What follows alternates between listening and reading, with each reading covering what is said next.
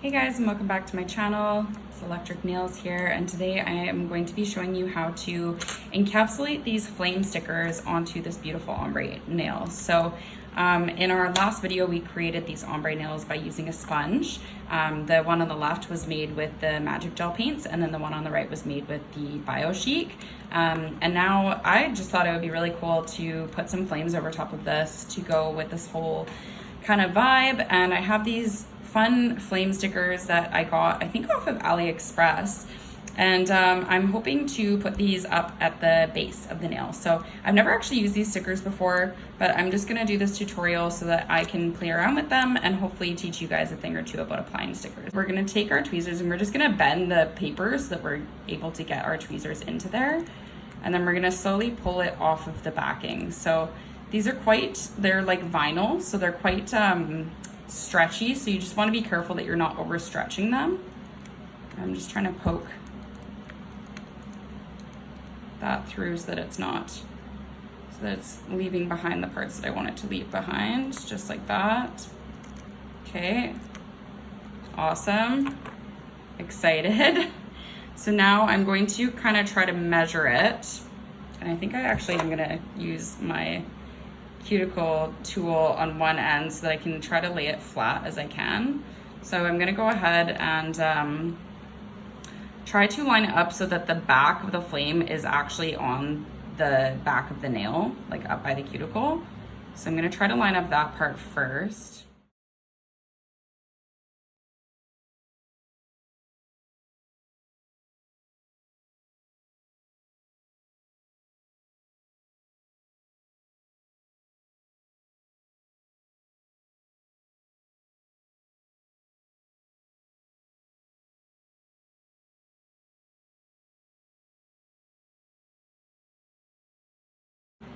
Whew, that was difficult.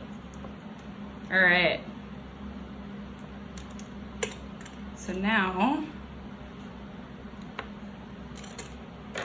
I'm going to take another piece here, just a small one to kind of go in off the tip.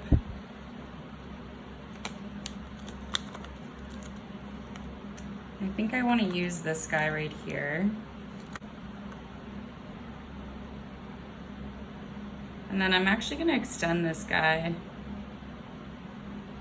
connect it right there so that this flame goes up a little higher. Boom.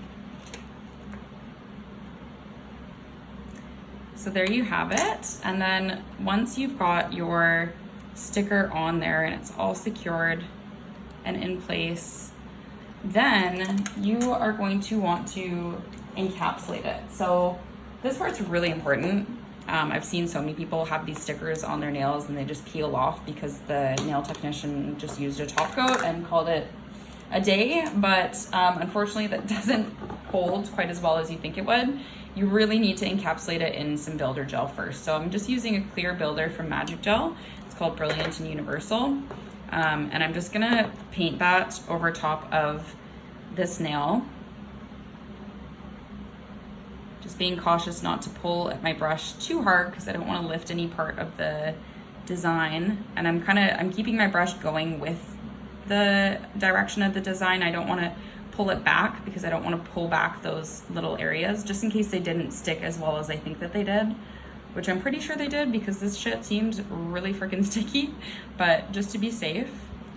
Okay, so now I've painted that on. I'm just gonna grab a little bit more product here and I'm just gonna try to float my brush over the areas where I'm worried that it might start peeling off. So basically anywhere at the cuticle, anywhere close to the tip, any of the tips of these little flames. If I'm worried about them peeling off, then I'm just gonna cover them. Maybe pick up a tiny bit more gel here.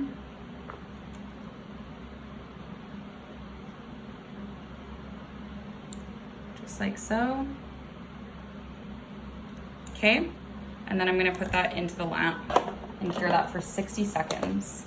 And then to paint on the lines of the flames, I am going to use my Magic Gel Creative Swirls brush, which is made for art like this. Beautiful. or you can use your striper from Ugly Duckling. Totally up to you. I'm gonna stick with Magic Gel for today. I'm gonna give my nail a nice wipe so that it's not sticky. It's a lot easier to hand paint over a surface that is wiped clean. And sometimes, depending on the day, like some days if I'm feeling a little shaky and my brush is slipping all over the place, sometimes I'll even buff the nail before I start hand painting on it. And this just allows my brush to not be sliding around all over the place, but I'm just gonna give this a try first without doing that. Okay, and now I am going to take my brush, my Creative Swirl brush, and I'm going to get it wet with gel paint. I'm not going to have too much paint on it though. I'm just gonna have enough where I can get a nice steady black line without it being thick. And then I'm gonna take my brush and start at any really point, it doesn't really matter. Oops. If you screw up like I just did, you can just use the gel brush to clean it up. Making sure that you're wiping that gel brush off in between each stroke so that you're not smearing black around.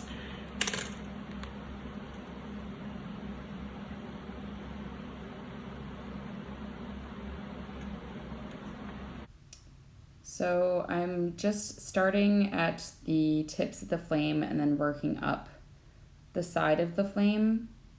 And then when I come in, instead of putting my brush down on that tip of the flame again, I'm gonna start from a different point, because if I was to start my gel brush at that tip of the flame again, it could end up with having a little bit too much product on the tip, if that makes sense. Because usually when you first get your gel brush wet, it's gonna obviously have the most product on it. So coming in from the other side instead of starting at the tip again really helps to make sure that that's not happening. You want to keep those flame tips nice and slender. Okay, so just coming in and just slowly working around those little turns of the flame. Those are going to be the most challenging part. It just comes with practice. It definitely was not a nail hand painter overnight. It came with lots of practice and learning, you know, how to position my hands and the pressure to put on my brush in order to get specific strokes. But like I'm doing right now, you can always just throw the nail into the lamp and cure it. And then that way, if you make a mistake, then it's all gravy. You can just wipe it away and know that the last part that you did is all cured. As long as that part is all good, then you can cure it and then come back to it. It's the wonders of gel paint. Using nail polish for nail art, like back in the day when that was a thing. Oh my gosh, can you even imagine like having to make sure that you do everything perfectly, because if you screw up something, you have to redo the whole nail. F that.